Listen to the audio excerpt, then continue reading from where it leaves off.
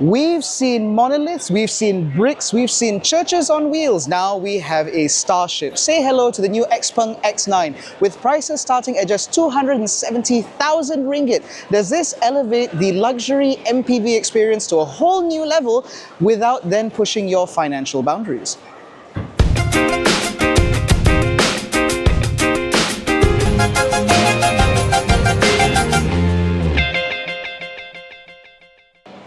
Now, the Xpeng X9 will be available in Malaysia in 3 variants, that being the Standard Range Pro, the Long Range Pro, and the Long Range Pro Plus. Now, the long range models get a 101 kilowatt-hour NMC battery, which is able to provide a range of up to 590 kilometers, whereas the Standard Range model offers just 500. However, the base model also runs a smaller 84.5 kilowatt-hour LFP battery, which means that even though it is the smallest battery, it should be the one that you get to use most of all.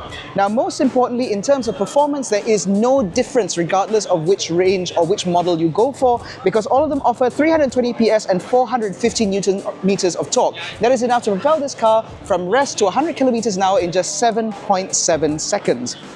Now, in terms of charging, there is also a disparity between the standard range and the long range models. The standard range models accept up to 283 kilowatts of DC charging, allowing the car to charge from 10 to 80% in just 20 minutes, whereas in order to do the same amount of charge in the long range models, DC charging has been up to 317 kilowatts. However, AC charging is the same across the board, which is a standard 11 kilowatts, which means that that should take 9.5 hours for the standard range and about 11 hours for the long range.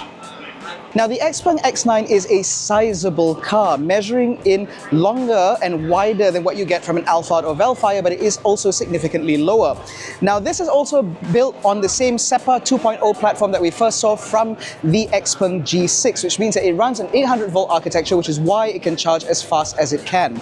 Now, in terms of rolling stock, they all run 20-inch alloy wheels, but the tires themselves differ from variant to variant. The higher spec model runs on Michelin Primacy tires, whereas the lower spec models run on exactly the same thing, because apparently I can't get that right.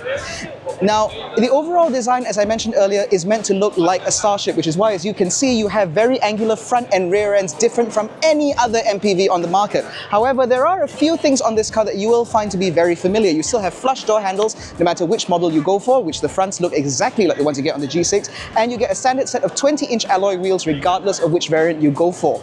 The most interesting angle to the X9, to me at least, is this rear half, where you have a very interesting silhouette to this rear quarter, which makes the X9 very distinctive no matter which angle you look at it from.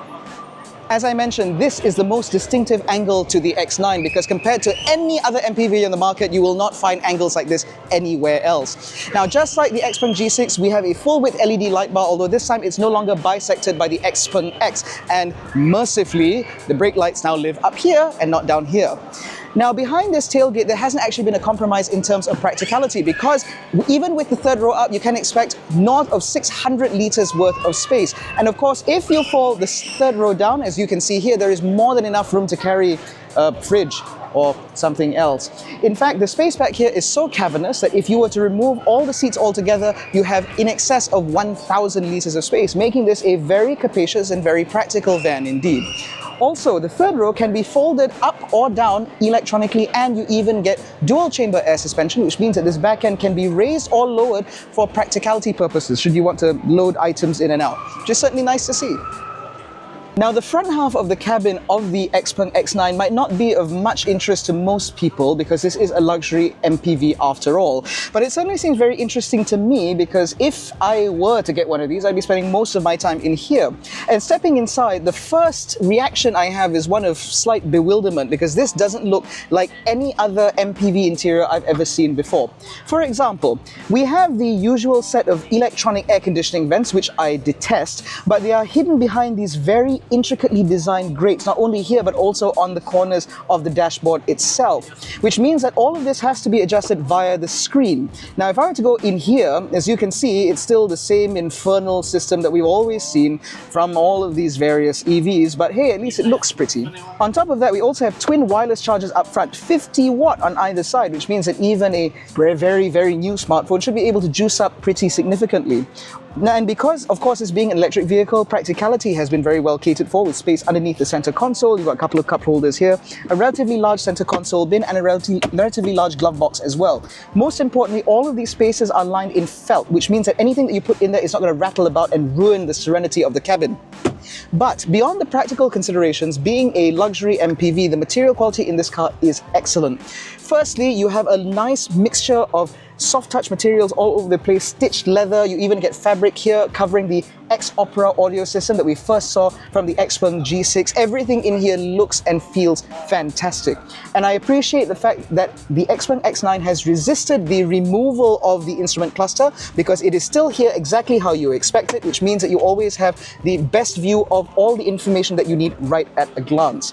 Now, in case you're wondering, this car does come with a retina monitoring system. It's just mounted on the A-pillar, which means I'm certain that I'm going to be very irritated by that when I eventually get this car out on test. But at least these seats are ventilated and they're very comfortable, so that's good.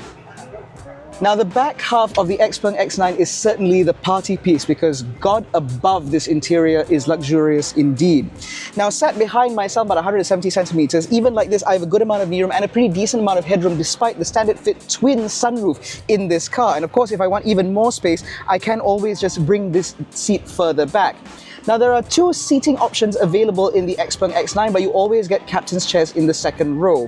The car that I'm in right now is the higher of the two, the Pro Plus, the most expensive Xpeng X9 currently available. And when you specify it, you get these two airline-style seats with no space in the middle, but a massive amount of adjustment.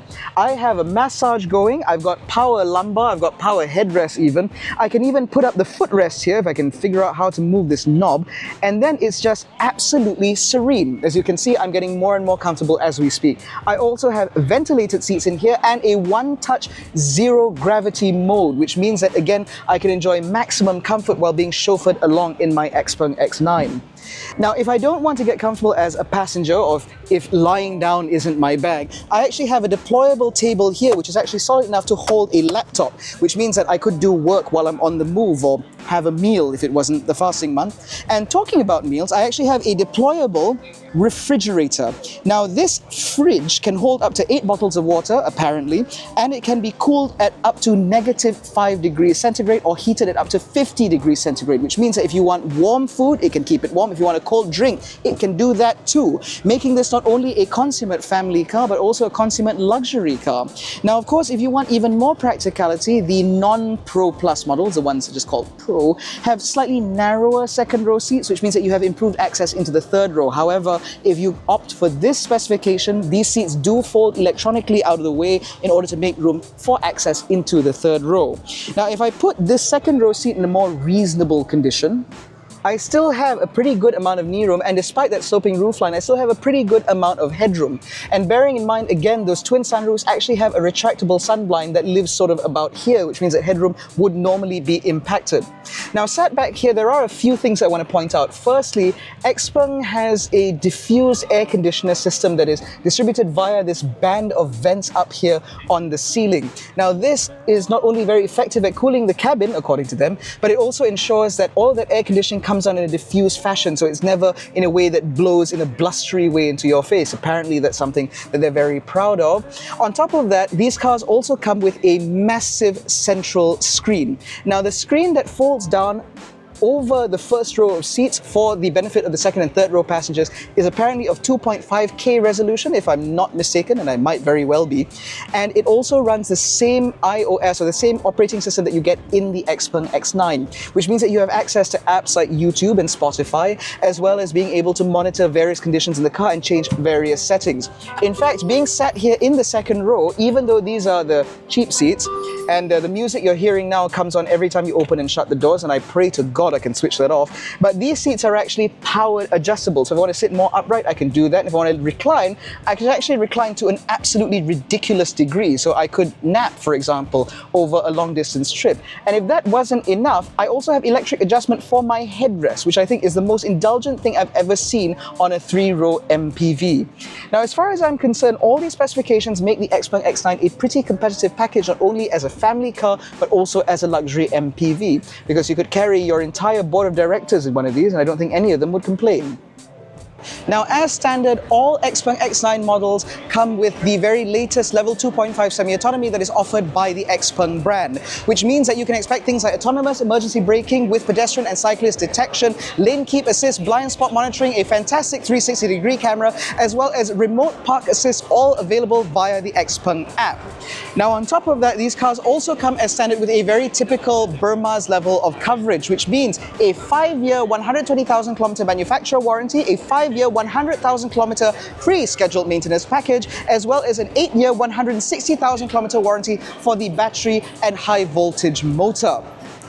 Now, given that the prices for the Xpeng X9 put it squarely within the same realm as the Denza D9 as well as the much more expensive Zeekr 009, let us know in the comment section what you think about the new Xpeng X9. Is this the new luxury starship you've been waiting for, or have you been swayed by one of the competitors? We certainly want to hear from you. In any case, that concludes our launch coverage of the new Xpeng X9. If you enjoyed this video, please give it a thumbs up, subscribe to the channel, hit the little bell icon to be notified every time we make a new upload. Don't forget to follow us on Facebook, Twitter, Instagram and TikTok. All the links are in the description below, including the link to join our new WhatsApp channel. Thank you so much for watching. We'll catch you next one. Take care, stay safe and be weird.